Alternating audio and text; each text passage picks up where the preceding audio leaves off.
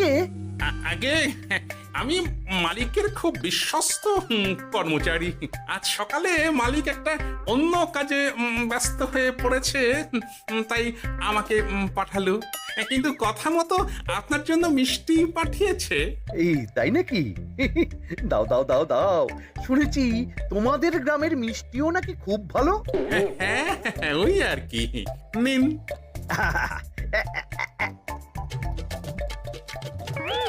এই, ওরে বাবারে, ওরে বাবারে, মরে গেলাম রে, বাঁচাও! কেমন চলে গেল, লাগছে চলে গেল। মন্ত্রী মশাই? গোপাল, তুমি? ও মায়, আমি ছাড়বো না।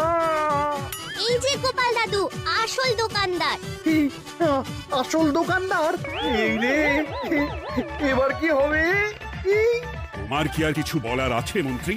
তোমার সব কর্মকাণ্ড আমাদের কাছে ফাঁস হয়ে গেছে। তোমার তোমার সাহস কি করে হয় কৃষ্ণনগরের ভবিষ্যতের সাথে এমন করার?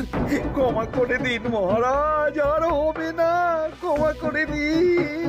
না না না না, শাস্তি তো তোমাকে পেতেই হবে।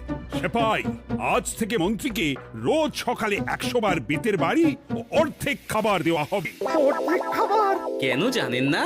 অর্ধেক খেলে দ্বিগুণ শক্তি বাড়ে। ওরে বাবা গো, আমার আমার আমার মাথা ঘুরছে।